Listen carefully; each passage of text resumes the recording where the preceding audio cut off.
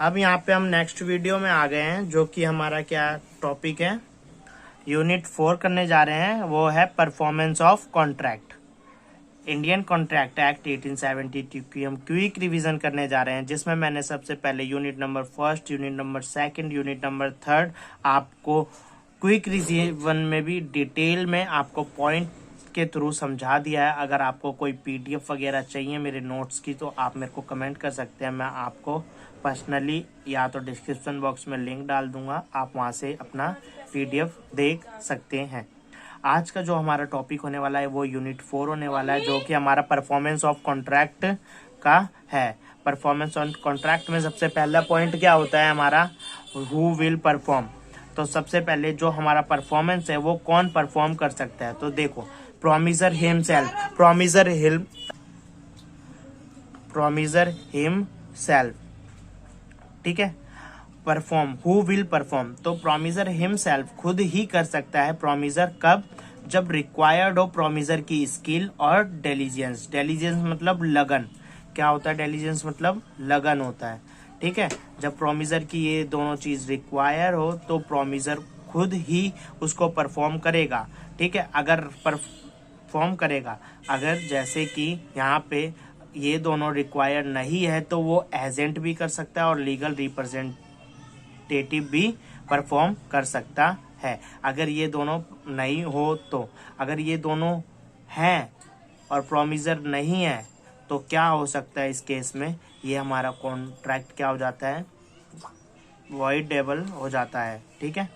अब यहाँ पे हमारा थर्ड पार्टीज भी परफॉर्म कर सकता है और जॉइंट प्रोमिसर भी परफॉर्म कर सकता है। सेकंड पॉइंट में हमारे पास आता है ससेशन और असाइनमेंट। ससेशन क्या होता है, both benefits and burden transferred हो जाते हैं, ठीक है, अगले बंदे को। और असाइनमेंट में क्या होता है, ओनली बेनिफिट ट्रांसफर्ड होते हैं। अब यहाँ पे हमारा थर्ड पॉइंट है effect of refusal to perform by a party. अब यहाँ पे जो परफॉर्म करने वाला था, इफेक्ट ऑफ रिफ्यूजल, क्या इफेक्ट होते हैं रेफ्यूजल के to perform by a party.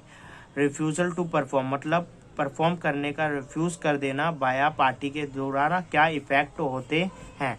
तो सबसे पहला पॉइंट यहाँ पे आता है हमारा टर्मिनेट दी कॉन्ट्रैक्ट, वो कॉन्ट्रैक्ट टर्मिनेट कर दो या तो एंड कर दो या खत्म कर दो।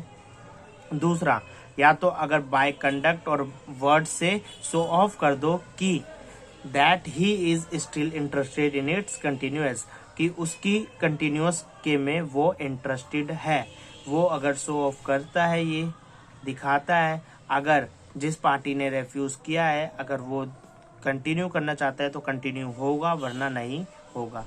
अब यहाँ पे हम अटेम्प्टेड परफॉर्मेंस कब मान लेंगे, अटेम्प्टिव परफॉर्मेंस हम तब मानते हैं जब अनकंडीशनल हो, जैसे कि कोई बेकार चीज ना हो, गलत जगह पे ना हो, ठीक है। अनकंडीशनल जैसे कि कंडीशन जो हो उसी पे हो, अनकंडीशनल ना हो। एट अ प्रॉपर टाइम और प्लेस, प्रॉपर टाइम पे हो, प्रॉपर प्लेस पे हो। और टू गिव अपॉर्चुनिटी, ठीक है, अपॉर्चुनिटी भी दिए to verify the goods, goods को वेरीफाई करने के लिए। अगर तब भी वो अटेम्प्ट परफॉर्मेंस नहीं ले रहा तो हम मान लेंगे कि ये परफॉर्मेंस क्या है, अटेम्प्ट है, अटेम्प्टेड परफॉर्मेंस है। अब यहाँ पे हमारा क्या आता है, contract which need not to be performed. यहाँ पे ऐसे कॉन्ट्रैक्ट है जो हमारे लिए जरूरत तो है लेकिन परफॉर्म करने के लिए जरूरत नहीं है। नोवेशन, जैसे कि नोवेशन के अंदर हम एग्जांपल देखें तो यहाँ पे डिटेल में देखते हैं। नोवेशन, कौन सा पॉइंट पढ़ रहे हैं हम यहाँ पे, नोवेशन, ठीक है। नोवेशन में क्या होता है, यहाँ पे जैसे कि मान लिया हमने यहाँ पे कोई ललित है और यहाँ पे निहाल है, ठीक है। इन दोनों ने आपस में क्या किया, कॉन्ट्रैक्ट किया, ठीक है। इसने ऑफर दिया, इसने एक्सेप्टेंस दे दी, ठीक है, एक्सेप्टेंस दे दी। और जो टर्म मतलब कंडीशन रखी थी वो कंडीशन थी, ठीक है। अब क्या करा यहाँ पे इन्होंने, अब ये जो कंडीशन थी और टर्म थे ना वो तोड़ के इन्होंने दूसरा कॉन्ट्रैक्ट कर लिया। किसने, ललित ने कॉन्ट्रैक्ट कर लिया किससे, अब चंदन से कॉन्ट्रैक्ट कर लिया, ठीक है। चंदन से कॉन्ट्रैक्ट कर लिया और कंडीशन भी क्या कर दी इन्होंने, चेंज कर दी। ठीक है, नोवेशन में क्या होता है कि बंदा भी चेंज और कंडीशन भी चेंज, वो होता है हमारा नोवेशन के अंदर। तो हमें अब जो ये पहले वाला कॉन्ट्रैक्ट था ये परफॉर्म करने की क्या है, जरूरत नहीं है। अब हम परफॉर्म कौन सा करेंगे, जो अभी हमने बनाया है रिसेंटली न्यू, अब हमें उसको परफॉर्म करने की जरूरत है। जो पुराने कॉन्ट्रैक्ट है उसको परफॉर्म करने की जरूरत नहीं है। ठीक है, ये हमारा नोवेशन होता है। अल्टरेशन, अल्टरेशन भी हमारा सेम यही है, लेकिन हमारी इसके अंदर टर्म चेंज हो जाती है, बंदा हमारे पास वही रहता है, बंदा हमारा निहाल ही रहेगा लेकिन टर्म चेंज हो जाएगी। ठीक है, तो हमारा पहले वाला कॉन्ट्रैक्ट कैंसिल हो जाता है जो कि हमें करने की जरूरत नहीं है परफॉर्म, और सेकंड वाले कॉन्ट्रैक्ट को परफॉर्म करने की हमारी जरूरत होती है। तो ये हमारा क्या होता है, अल्टरेशन। ठीक है, अल्टरेशन जिसमें हमें बस टर्म चेंज होती है। क्या चेंज होती है, टर्म चेंज होती है। उसके बाद हमारा आता है रिसीशन। जैसे कि अब यहाँ पे ए है और यहाँ पे बी है, इन्होंने आपस में कॉन्ट्रैक्ट किया। ठीक है, कॉन्ट्रैक्ट करने के बाद इन्होंने तोड़ दिया। क्या कर दिया, तोड़ दिया, ब्रेक कर दिया। उसके बाद इन्होंने नया कॉन्ट्रैक्ट करा,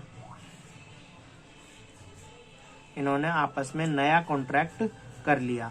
तो ये पुराने वाला कॉन्ट्रैक्ट परफॉर्म करने की जरूरत नहीं है, ये सेकंड वाला परफॉर्म करेंगे। इसको हम क्या बोलते हैं, रेसिशन।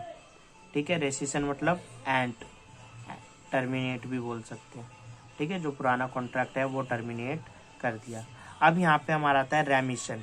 जैसे कि ए और बी के बीच में क्या हुआ, कॉन्ट्रैक्ट हुआ। ठीक है, इसने इसको कार दी और इसके बदले इसको क्या मिल रहे थे, 1 लाख रुपए मिल रहे थे। ठीक है, लेकिन अब क्या करा इसने, इसने रेमिट कर दिया। बी ने क्या, इसको कार देनी थी, बी को कार चाहिए थी, कार ली, और इसको 1 लाख देने थे, लेकिन बी ने यहाँ पे क्या कर लिया, रेमिट। रेमिट मतलब कुछ मांग लिया, जैसे कि डिस्काउंट मांग लिया। ठीक है, क्या मांग लिया, डिस्काउंट मांग लिया। तो ए ने क्या कर दिया, अब ए ने इसको अपनी कार दे दी, कितने में, 85K में। ठीक है, तो ये हमारा जो पुराना कॉन्ट्रैक्ट है ये परफॉर्म करने की ज़रूरत नहीं है, लेकिन ये वाला परफॉर्म करने की ज़रूरत है। इसको हम बोलते हैं रेमिशन। ठीक है, जिसमें कुछ रेमिट या डिस्काउंट या वेवर ले लेना। ठीक है, ये हमारा था contract which need not to be performed. कौन कौन से कॉन्ट्रैक्ट हैं जो कि जरूरत तो है लेकिन परफॉर्म करने की जरूरत नहीं है। ठीक है, उसके बाद हमारे पास आता है discharge of contract. Discharge of contract में सबसे पहला आता है हमारा कि ये कॉन्ट्रैक्ट कब डिस्चार्ज हो जाएगा, कब डिस्चार्ज मतलब खत्म हो जाएगा। तो ये डिस्चार्ज कब होगा, तो सबसे पहला पॉइंट हमारा क्या है, bye lapse of time.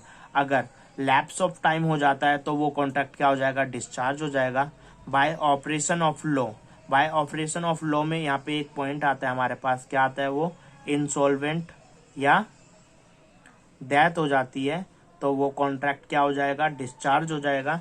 Breach of contract मतलब, ब्रीच ऑफ कॉन्ट्रैक्ट अभी हम डिटेल में पढ़ेंगे। आप ब्रीच ऑफ कॉन्ट्रैक्ट होगा तो डिस्चार्ज ऑफ कॉन्ट्रैक्ट हो जाएगा। इम्पॉसिबल हो, परफॉर्म करने में इम्पॉसिबल होता है तो वो क्या हो जाएगा, डिस्चार्ज हो जाएगा। बाय अनरीजनेबल फैसिलिटी, जैसे कि प्रोमिजी को कुछ बनाने के लिए कुछ रीजनेबल फैसिलिटीज प्रोवाइड करनी थी, लेकिन प्रोमिजर ने ही परफॉर्म नहीं किया, तो सेकेंडली जो प्रोमिजी है वो परफॉर्म कैसे करेगा, तो वहाँ पे हमारा ये डिस्चार्ज हो जाता है कॉन्ट्रैक्ट। बाय परफॉर्मेंस, अगर जो कॉन्ट्रैक्ट है वो हमने परफॉर्म्ड कर दिया तो वो डिस्चार्ज हो गया, discharge of contract. Bye mutual agreement के कारण वो डिस्चार्ज हो जाएगा। बाय रेमिशन मतलब कुछ वेवर ले लेना या डिस्काउंट ले लेना, तब भी वो क्या हो जाएगा, डिस्चार्ज हो जाएगा कॉन्ट्रैक्ट। ठीक है, बाय मर्जर ऑफ राइट के कारण भी डिस्चार्ज ऑफ कॉन्ट्रैक्ट हो जाएगा। अब बात यहाँ पे ये आती है कि ये सारे पॉइंट आप इजी फॉर्म में कैसे याद करोगे। ठीक है, याद करने का यहाँ पे मैं एक आपको यहाँ पे इजी फॉर्म में बता दूं, तो जो कि हमारे पास क्या पॉइंट आता है, यहाँ पे हमारा पॉइंट आता है, लॉबी में बैठकर PMG ने पी रम। ठीक है, ये हमारा किसका पॉइंट है? डिस्चार्ज ऑफ कॉन्ट्रैक्ट का पॉइंट है। देखो यहाँ पे L से by lapse of time, O से by operation of law,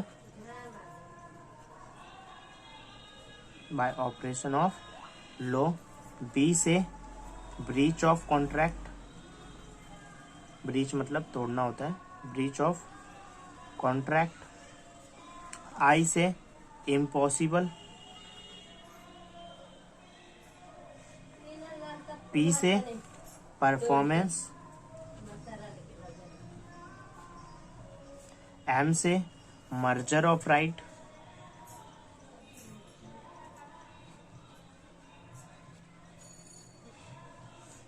R से रेमिशन, U से अनरीजनेबल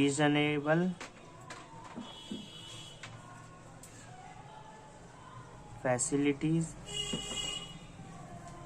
और M से बाय म्यूचुअल एग्रीमेंट। ये हमारा इजी फॉर्म में याद हो गया। ठीक है, अगर ये आपको कुछ मदद देती है तो आप हमारे चैनल को सब्सक्राइब करें, लाइक करें और कमेंट करें। ठीक है, अब चलते हैं हम अपने नेक्स्ट टॉपिक पे, जो कि हमारा क्या है? Restoration of benefit. इसके अंदर क्या आता है? हमारे वॉइडेबल और वॉइड। कब वॉइडेबल होगा और वॉइड? अगर इन केस ऑफ वॉइडेबल है तो जो हमारा जो ये हमने बेनिफिट ले रखा होता है वो हमें क्या करना होता है? रिटर्न करना होता है। Return the benefits at the option of aggrieved party. Aggrieved party के ऑप्शन पे हमें ये बेनिफिट क्या होता है? रिटर्न करना होता है। लेकिन वॉइड में क्या होता है? वॉइड में भी रिटर्न द बेनिफिट्स, बेनिफिट्स को क्या करते हैं? रिटर्न करते हैं। लेकिन वॉइड के केस में क्या होता है यहाँ पे? जैसे कि अगर सिक्योरिटी है, कुछ हमने सिक्योरिटी दे दी थी कॉन्ट्रैक्ट करते समय, तो वो रिटर्न नहीं होता। ठीक है, इस पॉइंट को ध्यान में रखना क्योंकि इससे हमारा केस स्टडी बनती है।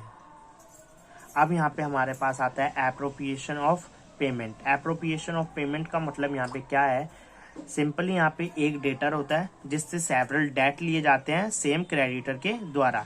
ठीक है, वो पेमेंट करता है, नॉट सफिशिएंट, सफिशिएंट पेमेंट नहीं करता और डिस्चार्ज कर देता है ऑल डेट को। ठीक है, अगर यहाँ पे डेटर ने डिफाइन नहीं कर रखा है कि वो कौन सा डेट दे रखा है, तो अगर टाइम बाद डेट भी है तो आप उस पर क्या कर सकते हैं? यूटिलाइज कर सकते हैं। ठीक है, यही होता है हमारा एप्रोप्रिएशन ऑफ पेमेंट।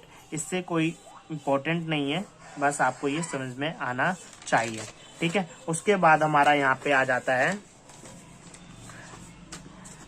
यहाँ पे आ जाता है हमारा नेक्स्ट टॉपिक, जो कि हमारा बहुत इम्पोर्टेंट है। ठीक है, इससे हमारा 6 मार्क्स का क्वेश्चन कभी कभार बन जाता है। ठीक है, ये है रेसिप्रोकल प्रोमिसेस। अब यहाँ पे ये सारे पॉइंट लिखे हुए हैं, ये पॉइंट हम पढ़ते हैं। सबसे पहला पॉइंट है promisor not bound to perform. Promisor को जरूरत नहीं है बाउंड होने के लिए, परफॉर्म के लिए, अनलेस जब रेसिप्रोकल प्रोमिसी रेडी ना हो और विलिंग टू परफॉर्म ना हो करे। ठीक है, order of performance of reciprocal promise. ठीक है, liability of party preventing event. Liability बन जाती है उस पार्टी की अगर वो प्रिवेंट करता है, मतलब बचाव करता है उस इवेंट को जिस पर क्या हो, on which a contract is to take effect, जिस पे कॉन्ट्रैक्ट क्या हो, इफेक्ट में हो। यहाँ पे 4th पॉइंट है effect of default as to that promisee which should be first performed in the contract में पहले पे परफॉर्म करना था, कंसिस्टिंग ऑफ रेसिप्रोकल प्रोमिसेस, लेकिन उसने परफॉर्म नहीं किया तो वो कॉन्ट्रैक्ट हमारा रेसिप्रोकल प्रोमिस में आता है। 5th पॉइंट हमारा यहाँ पे क्या है? Effect of failure to perform. अगर जहाँ पे फेल हो गया परफॉर्म करने के लिए, जहाँ पे टाइम हमारा क्या हो, असेंशियल हो, तो वहाँ पे क्या होता है? ये वॉइडेबल हो जाता है। क्या हो जाता है? वॉइडेबल हो जाता है एट द एग्राइव्ड पार्टी।